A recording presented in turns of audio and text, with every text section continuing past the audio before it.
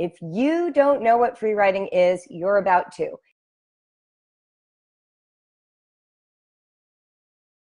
It's free. That means all the writing that happens has no sort of mechanical structure or rule to it. For instance, free writing is the chance to write whatever is passing through the ticker tape of your mind as quickly as you can without regard for punctuation, spelling, mechanics, grammar, organization, sequence, outline. It's just thoughts are occurring to me, fingers are flying, either on the keyboard or using a pen like this. Okay? So you're either writing or you're typing. The only rule is that you keep your pen or your keyboard going for the predetermined length of the free write. So a free write could be 3 minutes, it could be 5 minutes, it could be 7 or 8 minutes, it could be 35 or 45 minutes. Did you know that the SAT and ACT essay tests, time tests, are very similar to free writing and they last an hour? So free writing is just predetermining the amount of time and then moving your pencil or typing your thoughts as fast as you can for the entire time without pausing, without scratching out a misspelling, without saying to yourself, ooh, how do I say that? How do I organize that? Oh, I don't know how to use a semicolon. I'm not sure how to spell accommodate. Nope, you're just racing along against the time and getting as much of your ideas and thoughts out as possible. So what we're noticing here is that the number one thing so far that people value about free writing is not worrying about the mechanics. Because guess what? In almost every other writing context, you are worried about the mechanics, aren't you? Think about how many times you've written to me or another business and you thought to yourself, ooh, I don't know how they're going to read this. And then you have excused yourself by saying, you know what? I'm not very good at writing and I'm worried that I'm going to spell something wrong, or please be gentle on me. Maybe you're writing about, you know, a political position that you are passionate about on Facebook. And then somebody comes back and says, you didn't use the word your correctly. It's Y-O-U apostrophe R-E, and you just used your, Y-O-U-R. Well, those are the things that have made us so paranoid about risking our thoughts in writing, because we are convinced we're going to be judged not by the quality of our content, but by the accuracy of the mechanics. Free writing liberates you from all that. Nobody's really going to read a free write. Maybe as a family, you might eventually see your child's free writes, but the initial unction to express yourself is without expecting an audience. There is an audience of one, and that audience is you. And you alone get to evaluate your own writing. Doesn't mean you're evaluating it for accuracy. You are appreciating it for its power to communicate. Or even you are appreciating it for being that download of a cluttered mind that is starting to sort through your thoughts simply by giving them shape and form through typing or handwriting. Free writing is the primary vehicle of professional writers. It's how almost all of them start a book. You don't just know what the chapters will be. You start writing about your ideas and discovering what the chapters are, discovering what the content shape should be. Free writing is the core practice of Brave Writer because that is how children gain access to the ability to express thoughts in writing. Let me put it another way. If you want to gain control over writing, you need lots of practice. And the way that you get practice is through writing without reference to whether or not the content is perfectly publishable copy. I know you're all used to reading a book, right? Like this book is already published. Here's another book, already published. We hope that there are no typographical errors in this book because we trust that it's gone through a process of many edits. weirdly, even though we know in our brains that these books have been professionally proofread and copy edited by multiple sets of eyes, we still expect a Facebook post to be as accurate as the books we read. Why? Because anytime writing is published or put out where people can read it, we've been trained to expect it to rise to the level of paid, professionally copy edited writing. And because we were raised in a system in school where the mechanics could sink your grade, no matter how brilliant the content, you have become conditioned to believe that before it's okay for you to consider the great thoughts I have, I better turn them in perfectly, mechanically delivered, perfectly copy edited. So here's what happens. You ask your child to write about something. They sit down and start writing. And the first thing you notice is that it's not ready for prime time. You think to yourself, it doesn't have periods. She keeps forgetting to use capital letters. Why didn't he spell because correctly? And you think these things because you are not used to reading writing that hasn't been proofread yet. And you're looking at your child and you're assuming because they can pass a spelling test or fill out a page of punctuation worksheets, or because they read fluently, you're expecting that on that very first unction of getting the words out in writing, that it is going to look like somebody has already proofread it. So let me just liberate you from that right now. Your job is to not require your child's writing to rise to the level of professionally copy edited writing before they've even taken a second look. And because your children are young, they're new to the world of reading, typing, and handwriting. They're new to the world of punctuation as a foreign language, which it is. They're new to spelling and grammar that is slightly different in writing. Well, spelling is totally different than speaking. And the grammar structure of writing does not always match what we tolerate in speech or accept and enjoy in speech. These skills take time. And yet the insight, the thoughtfulness, the creativity, the ability to articulate ideas might be very well developed. Bringing these two together is destined for a low product quality on the mechanics copy edited side if you allow your child to use their sophisticated, fluent speaking voice.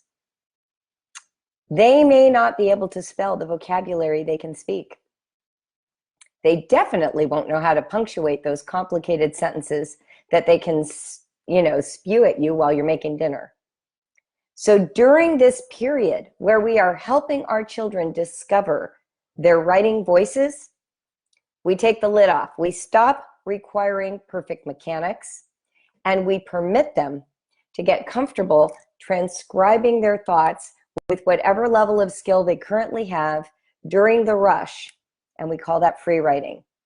And then we save all of this copy editing and revising for a second look at a different time and place and date, hopefully. Not a minute after they write a draft, we turn around and fix all the spelling, and then we turn around and say, oh, it's out of order, move your sentences around. No, these are separate days, separate weeks, hopefully, totally separate skills.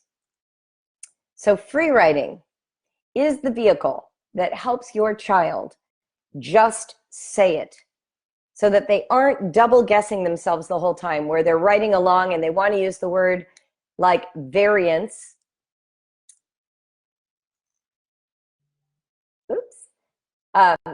It stalled for a moment there, where they're using a word like variance and they don't know how to spell it. Suddenly, you can go ahead and just let them put it down in any spelling they conceive of.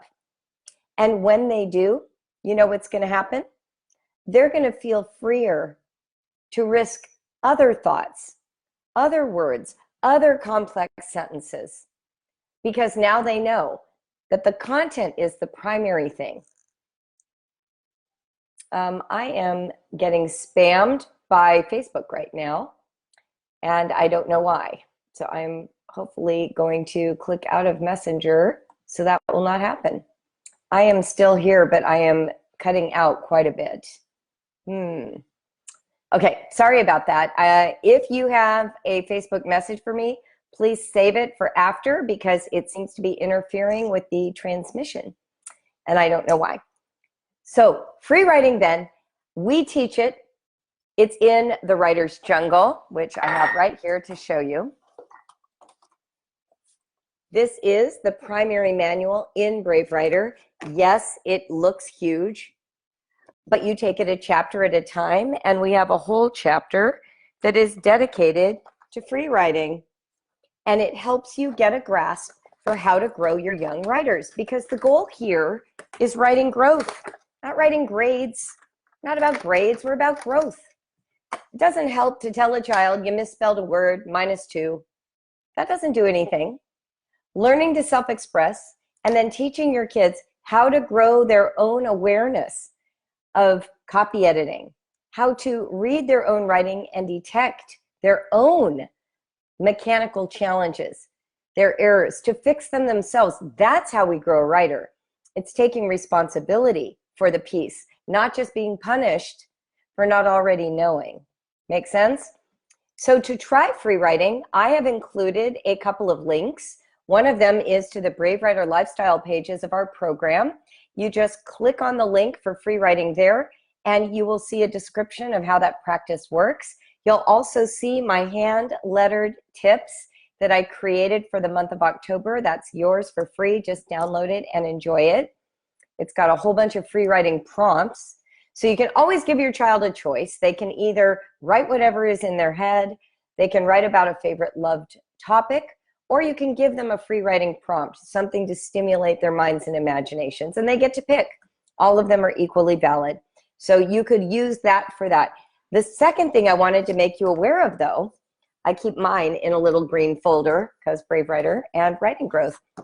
We have a guide that I created a year ago that, I'm not kidding you, is so much fun. It's called the 7-Day Writing Blitz. And yes, there is a child with a blaster pack on, because they're going to need extra juice, right?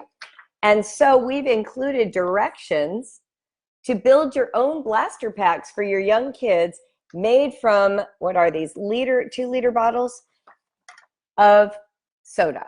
So now you have an excuse to buy soda. Your kids will love you forever. And then you turn them into a blaster pack. That's, of course, for your young kids, or you. I don't know if your high schoolers will want it, but the Writing Blitz is not limited just to young kids. So here's what you're going to do. We have an instruction page, so it's very clear. You're going to put aside all your other writing projects for a week. You're going to get the supplies listed on page 4. So do that first. Don't just download this and dive in. Give yourself the best chance for success by gathering the supplies first and picking a start date, like maybe next Monday. Do the challenge along with your kids, okay? So each of the day's activities, it's not like you're doing education to them. The whole family's participating.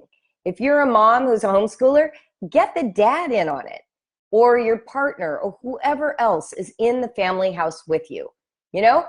And have everybody in the family participate. Teens can do this blitz. It's not just for kids under 10. They might want to break the rules or upgrade the suggestions or modify the practices. Guess what? Your teens get to. That's part of what makes this interesting for them. Let them even do it differently than the young kids in the house. We gave you directions for the Blitz pack. And then finally, document. Take pictures every single day of each person's work, the activity being done, and you can either share it on social media using our hashtag, which is BW7DayBlitz. That's great on Twitter or Instagram or Facebook, or just document and share it with your family and friends or your kids. Make a little photo album of your 7-week blitz at the end. One of the things that I know about parents is a lot of times they get really into a project, they forget to take any kind of pictures or make any notes on a calendar or anything. And at the end of the year, they don't even remember they did it. And yet, if you keep it in a folder or you put it on, the bulletin board in the kitchen, your kids every day have the pride of accomplishment. It helps them know that what they did is lasting and meaningful. And after all, isn't that what writing's all about? So here's the page with all the materials you need. You can just print it out and take it to the store and get your materials. And then each day looks like this. It is a single day writing guide. And here's why it's important for you to know this. We are a less is more company in Brave Writer. I say this all the time. We have products for you, we have experiences for you, but the goal is to get more out of less. Our tendency as nervous, anxious homeschoolers is to do more. More writing, keep lengthening the free write time, have more assignments, do more worksheets, talk more about writing. When the truth of the matter is, one deep dive quality experience is going to accomplish more than the scattershot trying to keep all the plates spinning at the same time style of homeschool that so many of us easily fall into because we're panicked and we want our kids to be successful. So this blitz is only 7 days. Do you have to do 7 days in a row? No. You could do 7 days over 7 weeks. Just do it every Monday. You could do it 5 days in a row, take the weekend off, do 2 more days. You could do it every other day. But it is only 7 days at whatever pace and sequence you decide. And each of those days only has one set of directions that fit on one sheet of paper. When we were designing this, I said to my team, every day only gets a page. So you're just going to have to edit it down. We are not doing 2, 3, 8-page days. We want a parent at a glance to know exactly what to do. So lots of bullet lists. So for instance, day 1, I'm going to show you, is called Graffiti. Graffiti. So here's what I wrote. Let's get off the table and out into the world. What else can we put words? Where else can we put words besides sheets of paper? How else can we write them? So this is about where we write and with what writing utensil. So here's the directions. Grab your favorite book and collect favorite words and sentences. Next, write any word or sentence on non-traditional surfaces. Be sure your parents are cool with it, or put words on sticky notes and then the surfaces. So for instance, I wrote a whole bunch of words on the tops of all of my canned goods using permanent Sharpies. I have written words on a foggy mirror in a bathroom with my finger. We used window markers on the sliding glass door.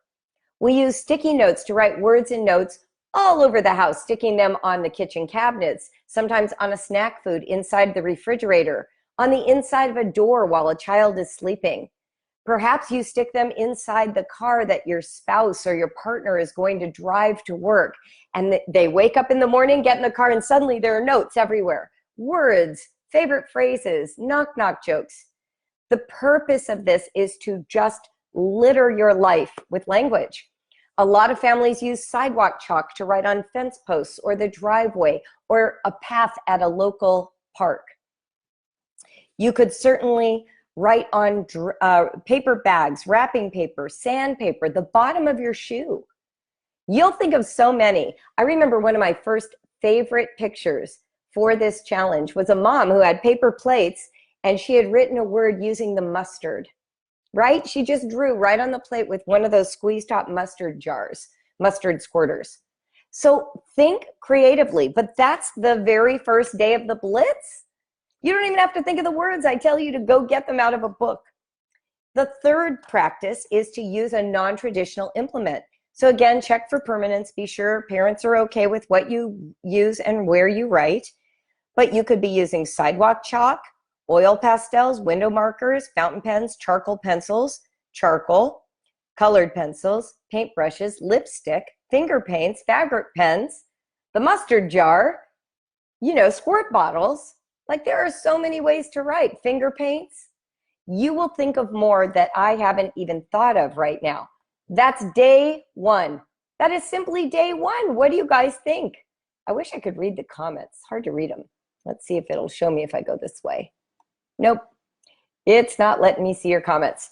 But if you've done it, I hope that you are posting comments, sharing with parents what that experience was like. Why do we start this way? Because we are trying to liberate your kids from the pressure of perfectly copy-edited writing that occurs at a kitchen table with lined sheets of paper and a pencil. When kids start to realize that writing can happen anywhere, with any implement, using any opportunity, they start to shift the energy away from resistance toward participation. Day 2 is called All About Me, and this is one of my favorite days.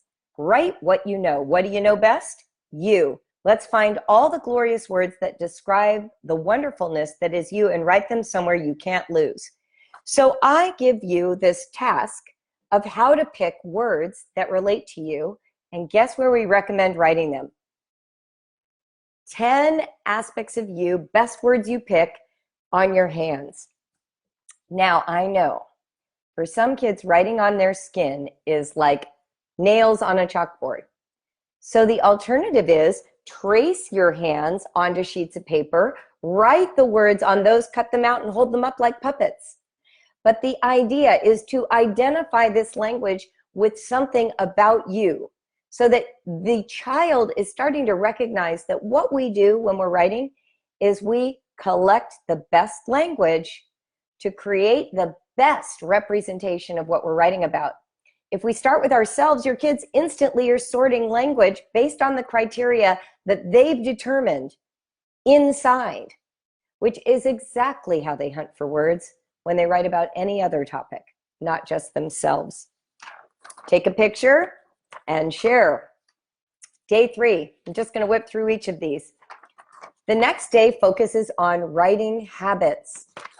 What makes writing the most accessible to your child? So for instance, you should see, I'm just going to show you.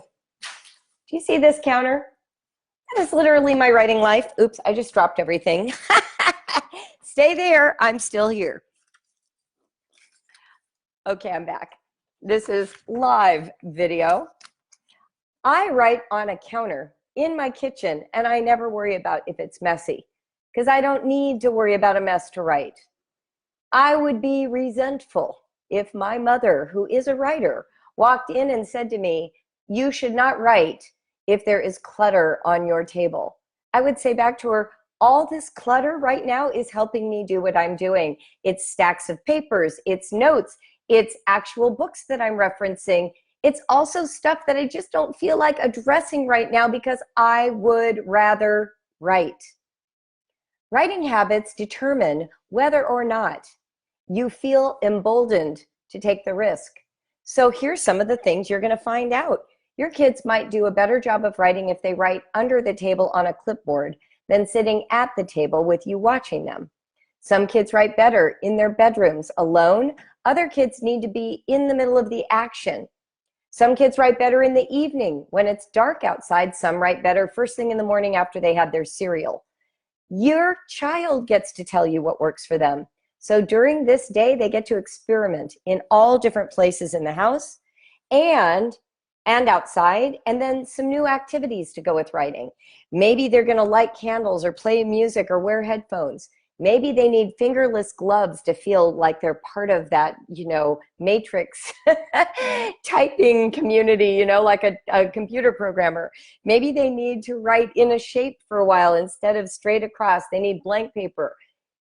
See what helps them. Maybe they just need a snack, the good old brownie strategy. That's day 3. Day 4 is what we call our mashup.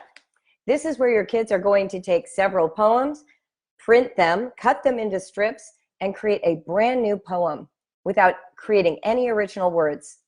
This is a great exercise because it confounds the mind. First of all, presumably, the original poems make sense as they are. So if we cut them up and move the sentences around, it's upsetting. You're like, oh my gosh, I'm ruining the sense of this beautiful poem.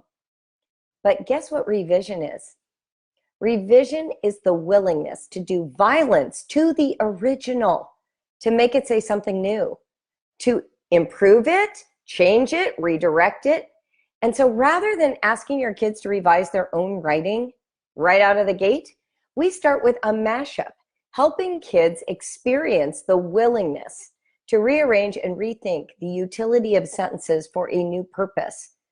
It's a stealth revision practice. And if you lean into it, when you go to their own work later, they will start to understand that this is a process of play, not accuracy. It's a process of bringing power to the writing, not just getting it right. Make sense? So that's day 4. Day 5 is called the grab bag. The grab bag is where you put an object inside of a bag and your kids can't see it, and they start out by reaching in and feeling the item and writing about it, and eventually they'll take it out and add more words. This is a popular exercise you can do many, many times because kids love the mystery and the surprise of a grab bag. And then finally, day 6. Well, day 7 is the final day. Day 6, free as a bird. Now we'll free write. So all the things I've shared today, you're going to do that on day 6. You don't have to free write until they've played with writing for 5 other days. And I set you up for success. I tell you how to implement best practices that they've learned over the first 5 days so that their very first free writing experience is fabulous. And then finally on day 7, they look back over all that writing they've done and they give it away. They share a piece of writing with somebody else. Maybe it's with the other parent, maybe it's a grandparent, maybe it's at a co-op, maybe it's with a best friend or sibling. But writing is meant to be read. It's not meant for the folder that goes in the homeschool tomb, the back of the cabinet that no one ever looks at, right? Writing is meant to be shared and read. And out of those 6 days of practices, your kids can share one of those pieces. Now, if they don't want to part with it, make another copy, run down to your local Staples and do a color copy, share a photograph if they were writing on a window. It doesn't have to be that it's written on paper. It's something that they can share that shows how they've explored and investigated writing during the Blitz. Once they've done all of that, it is time to print your 7-day writing Blitz certificate of completion. And please take pictures, post them on Instagram, tag me. I love to congratulate your children personally. Because guess what? It's an accomplishment to follow through on all 7 days, to have scaled that mountain and stood on the top. So if you would, my Instagram is @JulieBraveWriter. When you get to the end of your Blitz, take a picture of the smiling faces of your kids. Perhaps they're in their favorite place to write, a treehouse, Starbucks, out on their bikes, I don't know, and show me that they've made it to the end so that I can personally congratulate them. @JulieBraveWriter, okay? And use our hashtag. The 7-day writing Blitz hashtag is BW, the number 7-day Blitz. You will see that on the actual download, so you don't have to remember it. But here it is, okay? And I would love you to have your own copy right now. And then here's what I have to do, because as you saw, I hate filing systems. I have to put mine inside of a folder so I don't lose it and don't have to print it more than once. You might try stapling it, 3-hole punching it, sticking it in a notebook. You might try printing out a copy for every child. You could laminate them and hang them on your wall and just go day 1 through 7. You could do this each quarter, seeing how people grow and reinterpret the ideas. This is free, by the way. Doesn't cost you a penny. The whole purpose of this experience is to bring your children into a revised relationship with writing so that when you introduce free writing, they're ready, they want to do it, they know it's going to be good. And once you're free writing, well then, time to use the writer's jungle. Let's grow these writers. Let's teach them revision. Let's show them how to edit their work in a way that feels empowering, not critical, not evaluative, but actually them taking pride and wanting the very best version of their writing to be out there in the world. That's the only reason, by the way, to revise. Don't ever revise to meet your expectations. Revise because readers enjoy clean copy, and this piece of writing is gonna have readers. That's the only reason to edit and revise. How about that? How about that? So here's the thing about free writing. We've discovered it now from you all using my poll. Not worrying about the mechanics and grammar is the most liberating aspect of this practice for most people. But the other pieces are also true. It's over quickly. You can sit down and do a free write in 5 or 7 minutes, do that once a week, and you will have grown your writers. Less is more indeed, right? But the other amazing thing about free writing is when you liberate your kids from the mechanics and allow them to self-express in writing, they reveal thoughts to you you don't know about right now. They start to feel safe enough to tell you the truth. And sometimes those thoughts are going to blow your mind. They'll make you laugh. They'll make you sad. They'll make you worried. You'll be so full of pride at how much they know about this obscure kind of tank used in World War II, and you didn't even know they knew it. That's what free writing has the power to do. And then sometimes free writing is just, you know, I was going to use the word crap. There are days when I look at a free write and I'm a little bit terrified because I have no idea what to do with it, because it just feels like there's nothing there. Well, guess what? I write that way sometimes. I go back and reread stuff I've written and I'm like, what on earth was I talking about? Free writing is nothing if there aren't days when the free writes that you write or read seem like a complete waste of those 7 minutes. But that's how we grow. We make room for both. Make sense? Thank you so much for joining me this morning. I hope you'll go back up now to the description, read more about free writing in the link that I provided, and download our free guide. Why wouldn't you? And if you would do me a favor, get the word out. This guide literally changes lives. It helps people who are so rigid right now about writing start to feel what it actually is. You know, just the same way you taught speech. You didn't set up a program and hold your kids accountable for their grammar. You nourished it.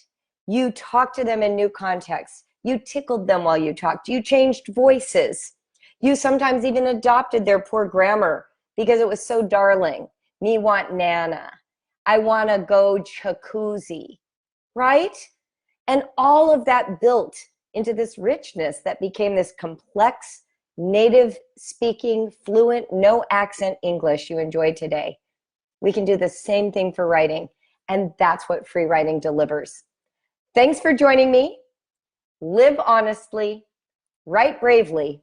I'm Julie Bogart from Brave Writer. So glad you guys were here today. Bye.